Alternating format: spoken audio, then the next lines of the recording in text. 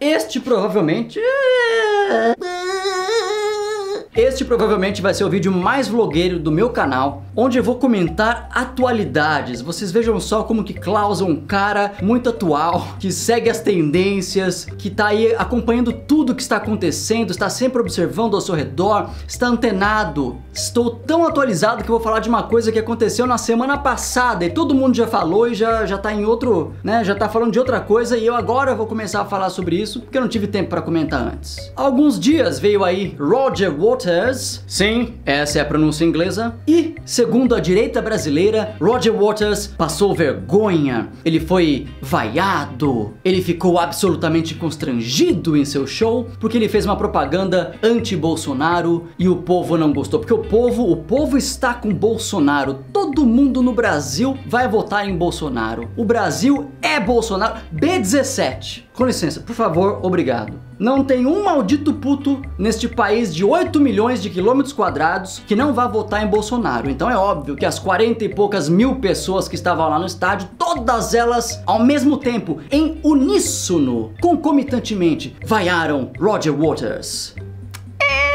A verdade não é bem essa, né? Não é preciso ser muito inteligente para você perceber que quando o vídeo é gravado no meio de um grupo de pessoas que está vaiando o cara, dá a impressão de que todo mundo está vaiando, porque de fato, ao redor daquele vídeo todo mundo está vaiando. Mas em outras localidades ali do estádio você ouve sim pessoas aplaudindo. Todas as fontes confiáveis aí, que os bolsonaristas vão chamar de fake news, divulgaram que houve vaias e houve também aplausos, houve quem gritasse, palavras de apoio, coisas do tipo. Então, obviamente, essa questão de terem vaiado Roger Waters foi tratada pela direita de forma parcial e tendenciosa, justamente uma coisa que eles costumam criticar os direitistas na esquerda. Vejam só vocês que hipocrisia. Mas isso em si não é importante, né? Se ele foi vaiado, se ele foi aplaudido, isso pra mim não é o mais importante. O importante é dizer que o cara sempre foi político. Me espanta que as pessoas tenham descoberto recentemente, alguns dias atrás, no show do cara, que o cara era político.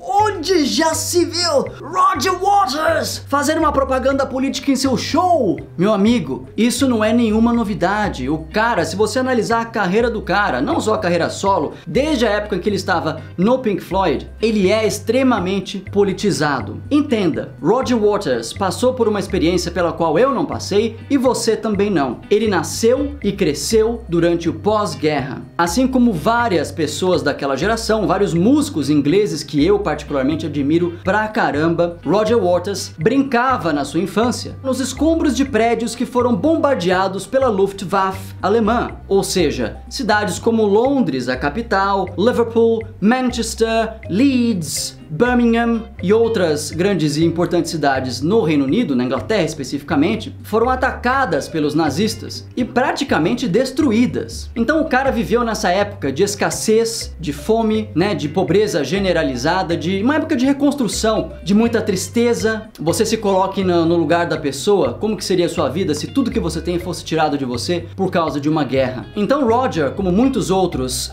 conterrâneos e contemporâneos seus, cresceu com essa ideia muito forte de que primeiramente a guerra não é necessária, a guerra só traz prejuízo, ninguém ganha com a guerra, nem mesmo quem vence a guerra não sai vencedor dela, e também cresceu com esse ideal muito forte de anti-autoritarismo, de anti-totalitarismo, ou seja, Roger, assim como muitos outros, é absolutamente contra governos totalitários, autoritários, fascistas, nazistas, enfim, né, istas e istas da vida. Isso se aplica tanto à esquerda quanto à direita, porque ambos os lados são capazes de construir, de desenvolver e de manter governos por décadas, que sejam governos totalitários, autoritários e blá blá blá. Então quando Roger fala contra esse tipo de governo, contra essas ideologias extremistas, ele fala não só com relação à direita, mas com relação à esquerda também. Não ache você que Roger Waters é um amante da União Soviética, que ele apoiava os regimes totalitários socialistas. Agora, que ele tende para a esquerda, isso é fato. fato. É muito difícil negar que Roger sempre tendeu para a esquerda. Ele pode não ser de extrema esquerda, mas a visão política dele sempre foi voltada para as classes minoritárias, para as classes desprotegidas, enfim. Todo aquele tipo de gente que a esquerda diz proteger. Diz proteger porque na verdade não protege porcaria alguma, né? Agora, o fato é que se você se considera um fã de Pink Floyd, mas também se considera de direita, eu só posso concluir que você gosta de Pink Floyd pela música, ou seja, pela melodia em si, não pela letra. Você ouve as músicas do Pink Floyd pelo instrumental, pelo baixo de Waters, pela guitarra de Gilmour, pelos teclados de Wright e pela bateria de Mason. Porque se você, que se considera de direita, tivesse reservado 10 minutos do seu dia para analisar uma música qualquer do Pink Floyd que fosse, você teria percebido que praticamente qualquer letra do Pink Floyd, principalmente de 75, 77 para cima, né? Vamos focar aí mais nos álbuns Animals, The Wall e The Final Cut.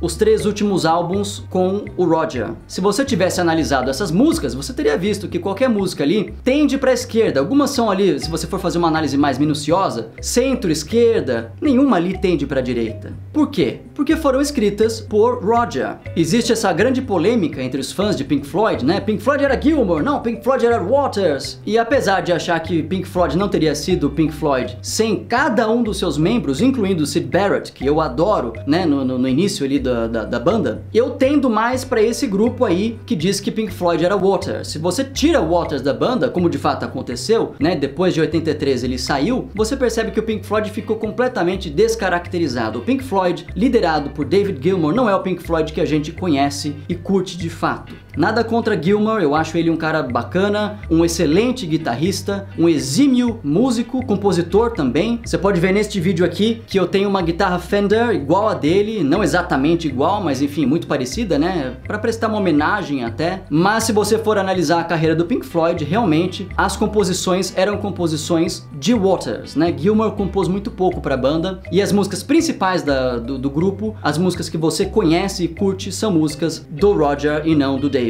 Então, se você tivesse feito essa análise, você teria percebido isso e não teria sido nenhuma surpresa para você esse tipo de opinião política de Roger, inclusive porque isso não é algo novo. As pessoas tratam isso como se fosse uma novidade, né? Como se fosse uma coisa assim chocante que ele começou a fazer na semana passada. Vejam só esta camiseta histórica da turnê mundial que ele fez com o show The Wall, apresentando o álbum duplo completo, da primeira à última música. Eu tive a oportunidade de pegar essa turnê dele em São Paulo, um show lotado, milhares de pessoas lá no Morumbi. Vou até provar para vocês verem que eu não tô mentindo aqui. Vejam só. E eu vi nesse show, em abril de 2012, ele se manifestar publicamente de modo político. Se não me engano era contra Bush, que nem era mais o presidente lá dos States, era o Obama. Depois ele começou a falar mal do Trump. Em cada país pelo qual ele passa, ele vai criticando algum tipo de político daquele país. Então isso pra ele é algo comum. Agora, tendo dito isso, eu concordo com as pessoas que dizem que não estavam esperando por isso, no sentido de que elas queriam ir lá pra relaxar, pra curtir e não pra ver mensagem política, né? Ainda mais nessa atual situação do Brasil, com essa polarização, essa tensão política toda que tá havendo aí. A pessoa vai lá no show pra ouvir as músicas do Pink Floyd, não pra ficar discutindo política. Nesse ponto específico, eu até concordo. Se eu fosse o músico ali se apresentando, eu provavelmente teria me eximido de falar qualquer coisa, eu teria ficado quieto nesse âmbito político e teria só tocado. Mas enfim, o show é dele. Quando você for um artista internacionalmente conhecido, adorado por milhões de fãs ao redor do globo, um cara cujo pôster as pessoas compram para colocar na parede do quarto, em quem as pessoas se inspiram para compor música, para tocar, e obviamente um artista com milhões de libras na conta, o dinheiro mais caro do mundo, quando você for esse artista e estiver lá no seu show, você decide se você vai colocar política no seu show ou não. O show é dele, quem decide o que vai acontecer lá é ele. Agora, quando as pessoas não têm muito argumento, elas costumam começar a atacar a pessoa, ou seja, ataques pessoais. Pessoas que não gostaram, né, bolsonaristas que não curtiram a mensagem do ele não, começaram a falar: quem é esse Roger Waters? Quem que é esse cara aí? Não conheço. Quem que é ele mesmo? Qual é a importância dele no mundo? O que ele fez de relevante? Faz favor, né, meu amigo? Você pode até não gostar da mensagem que ele passou, mas desmerecer o cara por causa disso já é golpe baixo, né? Só que mais ridículo do que isso foi aquele músico cabeludo cabeludo e barbudo frustrado, aconselhar você que foi ao show a entrar em contato com a produtora para pedir o dinheiro de volta e ainda processá-los. Amigo, faça o favor, não curtiu? Sabe o que você faz? Você ficou com raiva de Roger Waters ou do Pink Floyd de modo geral? Queima os seus discos, pega os seus LPs, as bolachonas, faz assim na perna, taca fogo no CD, para de ouvir Pink Floyd então se você tá com tanta raiva assim, desista da banda. Ou faça aquilo que eu falei agora há pouco, ouça Pink Floyd só pela música, só pela melodia, ignore as letras, porque se você for de direita e começar a analisar as letras de Pink Floyd, você vai ficar meio puto. Sendo centrista, eu não tenho nenhum problema com isso e posso ouvir tanto bandas que tendem para a esquerda quanto bandas que tendem para a direita. Que bom para mim. Mas agora, já emendando um outro assunto aqui de modo bem vlogueirístico,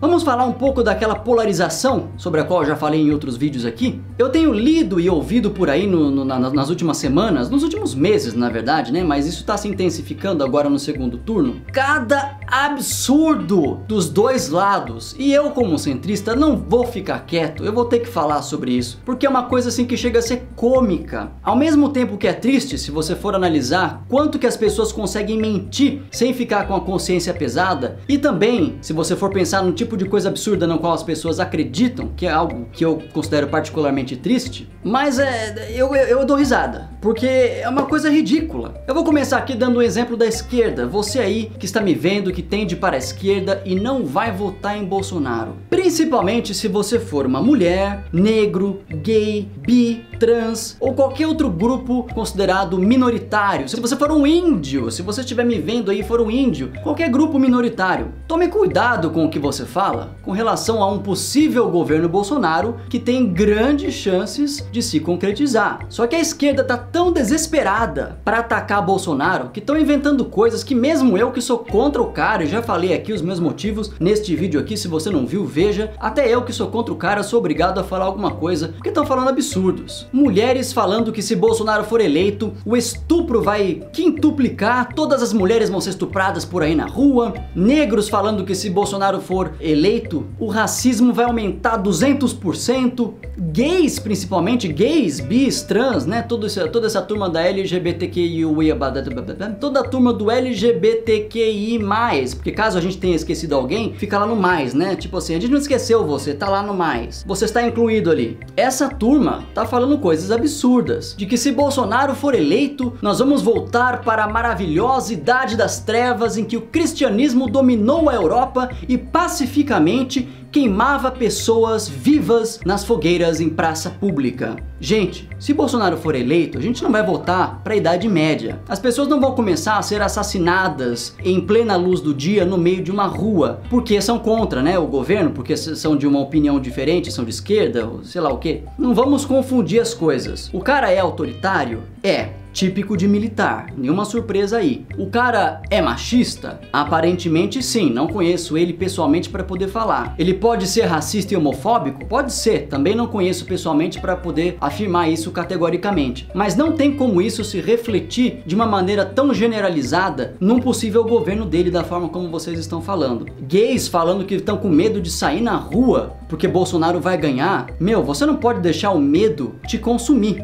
O medo não pode impedir que você viva, você tem que conviver com o medo. Ainda mais um medo como esse, que eu particularmente considero infundado. Mas tudo bem, se você analisa a situação por aí e acha que isso realmente vai acontecer, a única coisa que eu posso dizer pra você é, vamos esperar. Se ele ganhar, vamos ver se realmente as pessoas vão ser empaladas e queimadas vivas nas praças. Eu acho que isso não vai acontecer. E do outro lado, não pense você, meu estimado direitista que está me vendo aí, que eu não vou falar de você, claro que eu vou falar de você, porque você direitista também tá falando umas merdas muito grandes que eu preciso falar aqui.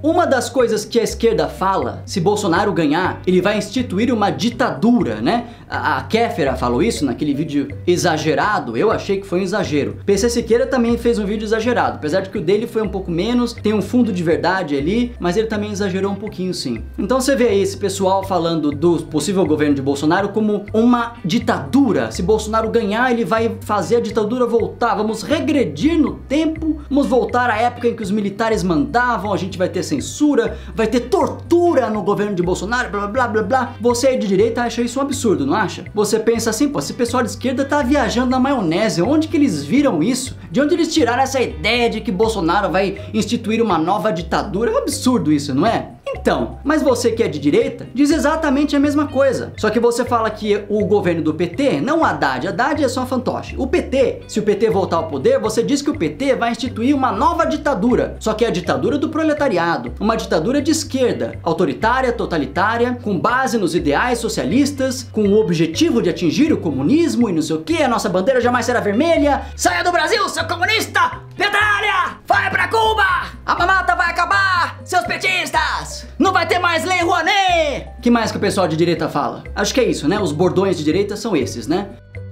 Então você aí que é de direita e fala que o PT vai instituir uma ditadura como a que tem na Venezuela, basicamente você diz que o Brasil vai virar uma Venezuela, você tá sendo tão exagerado quanto aquele cara de esquerda que eu falei agora. Sério mesmo que você acha que o Brasil vai virar uma Venezuela? O pessoal vai ficar mais desempregado do que já está, vai ficar sem dinheiro, não vai ter comida, escassez de comida, de água, vai faltar energia, não vai ter combustível para os veículos. Oh meu Deus, o que a gente vai fazer? O Brasil vai virar um caos se o PT assumir novamente. Meu, vamos parar com isso. Vamos parar com isso porque tá ficando feio. Você tá passando vergonha. Porque, sinceramente, se o PT ganhar, e eu acho que não vai ganhar, o que vai acontecer de pior é continuar essa bosta que já está. Nós já tivemos 3 governos e meio, porque o último da Dilma não foi completado, né? Em que o PT demonstrou pra gente o que é a forma PT de governar. Nós já sabemos o modus operandi do PT. Se eles ganharem de novo, o que vai acontecer basicamente, na minha opinião, é uma continuação de tudo aquilo que a gente viu lá atrás. Você vivia numa Venezuela entre 2003 e 2016? Não, você não vivia numa Venezuela. Não diga pra mim que o Brasil jamais chegou a se aproximar do que a Venezuela está hoje em dia, porque não é verdade. Então, meu, vamos parar de exagero. Bolsonaro ganhando ou Haddad ganhando, não vai ter ditadura porcaria alguma, a menos que eu esteja muito errado e não esteja conseguindo ver o que está diante dos meus olhos, muito óbvio, e que realmente um desses dois, ou talvez até os 2 candidatos, estejam com um projeto de governo que inclui dar um golpe de Estado ou implantar uma nova ditadura. Eu não consigo ver isso. Eu não consigo ver isso nem do lado da esquerda, nem do lado da direita. Não consigo ver ditadura alguma sendo implementada no Brasil a partir de 2019. Então, para vocês dois que estão me vendo aí, você que é de esquerda e você que é de direita, você que é Haddad, você que é Bolsonaro, para com exagero, meu. Para com exagero. Que coisa absurda. Esse negócio de ficar lendo corrente no WhatsApp, postagem no Facebook. Eu ouvi falar porque o meu amigo me disse que a irmã do cunhado, do primo, do sobrinho, tem um cachorro que ouviu falar que vai ter uma ditadura instaurada no Brasil se ele ganhar. Meu, faça o favor. Vamos parar com o exagero ideológico dos 2 lados. É, porque ideologia, meu amigo, tem dos 2 lados. Não é só a esquerdinha que tem ideologia, não. Viu, direitista? Viu, bolsonarista? Tá ok? Você tá me ouvindo bem aí? Tá ok? Na direita também tem ideologia, tá ok? Então é isso aí. Eu vou encerrar o vídeo por aqui porque era isso que eu queria falar. Até o próximo vídeo.